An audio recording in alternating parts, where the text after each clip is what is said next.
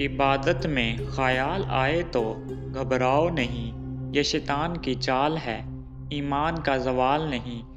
بس دل کو رب کی طرف موڑ دو، سکون خود آ جائے گا۔ نماز میں وسوسے آ جائیں تو رک جاؤ نہیں، یہ جنگ ہے دل اور شیطان کے بیچ، جیت ہمیشہ صبر کرنے والوں کی ہوتی ہے۔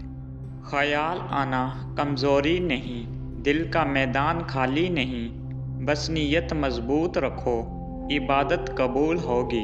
جب دھیان بٹنے لگے ذکر کرو اللہ، یہ لفظ خود دل کو سمیٹ لیتا ہے اور سکون کے دروازے کھل جاتے ہیں۔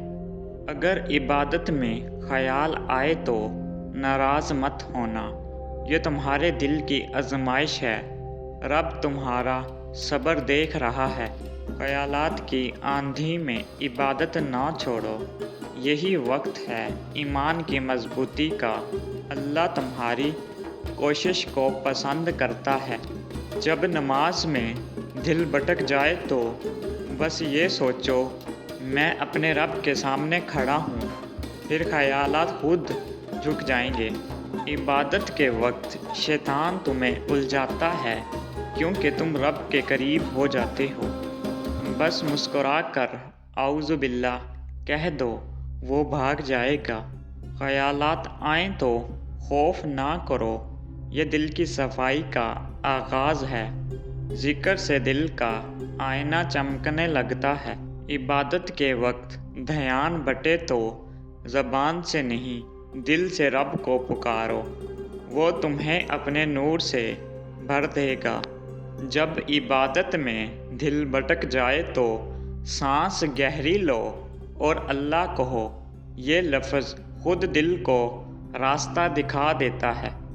خیالات آنا برائی نہیں، ان میں ڈوب جانا کمزوری ہے، اپنا دل بار بار رب کی طرف لٹاؤ۔ جب دل عبادت سے ہٹے تو قرآن کی ایک آیت پڑھ لو، وہ آیت تمہیں واپس رب تک لے جائے گی۔ شیطان سب سے زیادہ عبادت کے وقت فعال ہوتا ہے کیونکہ وہ تمہیں رب کے قریب نہیں دیکھ سکتا، بس تم اپنی توجہ قائم رکھو۔ خیالات آنا انسانیت کی علامت ہے، لیکن ان پر قابو ایمان کی طاقت ہے۔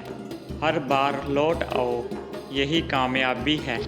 عبادت میں وسوسے آئے تو مسکرا دو کیونکہ تمہیں پہچانا گیا ہے، شیطان صرف مومنوں کو ہی بہکاتا ہے۔ جب دل بھٹکنے لگے تو اپنے گناہ یاد کرو اور ندامت محسوس کرو، یہ ندامت تمہیں دوبارہ سجدے میں لے آئے گی۔ خیالات آنا عبادت کی دشمنی نہیں، یہ آزمائش ہے خلوص کی، جو جیت جائے وہ رب کا محبوب بن جاتا ہے۔